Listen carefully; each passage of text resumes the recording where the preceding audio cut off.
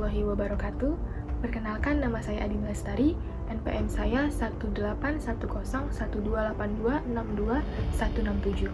Saya dari Universitas Ibnu Sina, Fakultas Teknik, jurusan Informatika. Di sini saya akan menjelaskan materi mengenai manajemen proyek.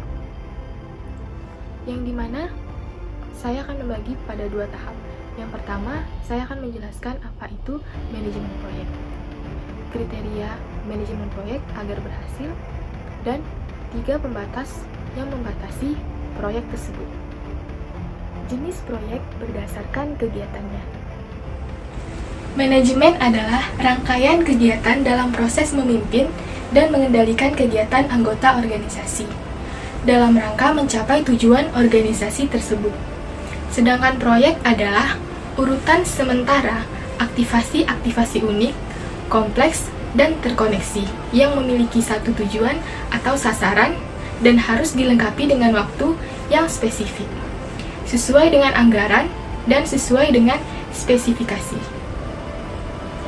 Manajemen proyek ini adalah proses melingkupi, merencanakan, menyediakan staf, mengorganisasi, mengarahkan dan mengontrol perkembangan sebuah sistem yang dapat diterima dengan biaya minimal dan dalam jangka waktu yang telah ditentukan. Selanjutnya adalah kriteria proyek.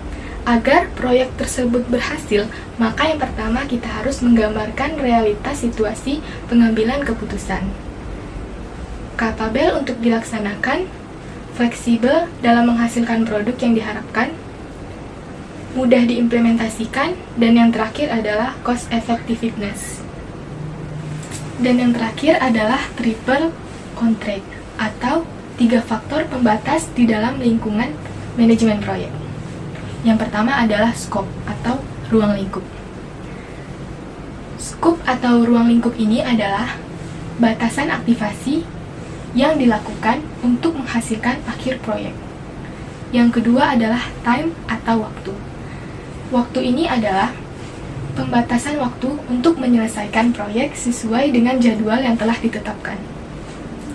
Dan yang terakhir adalah biaya atau cost. Biaya ini adalah batasan anggaran yang disediakan untuk pelaksanaan proyek. Bila ada salah satu batasan yang terjadi, maka batasan lain akan terkena juga, seperti batasan penambahan ruang lingkup, maka waktu dan biayanya juga akan terganggu. Jenis proyek berdasarkan kegiatannya.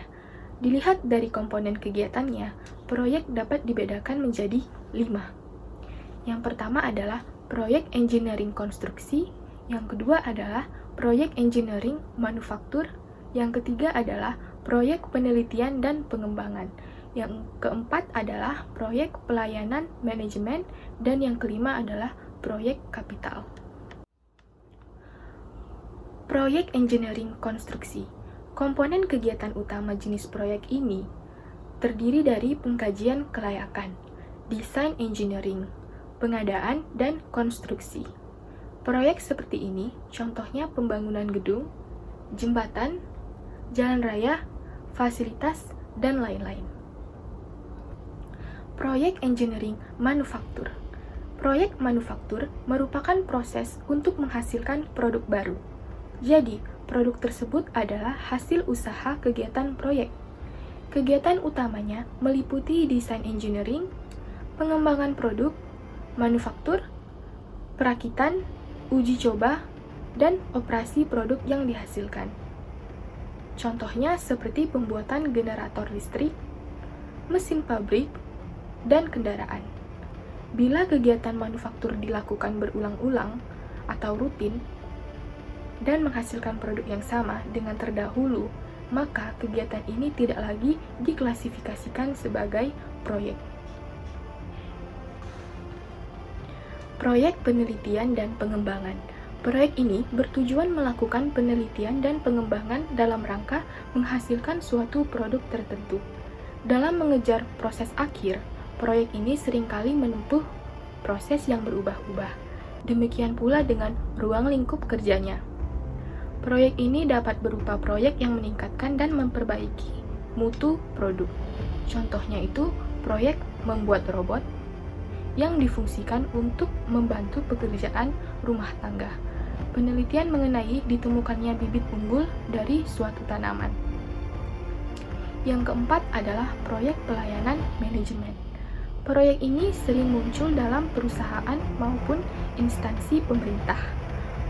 Proyek ini bisa berupa perusahaan merancang reorganisasi, perancangan struktur organisasi, merancang sistem informasi manajemen, meliputi perangkat lunak atau perangkat keras, merancang program efisiensi dan penghematan, serta melakukan diversifikasi, penggabungan, dan pengambilan alihan. Dan yang kelima adalah proyek kapital. Kegiatan yang dilakukan dalam proyek ini biasanya digunakan untuk sebuah badan usaha atau pemerintah.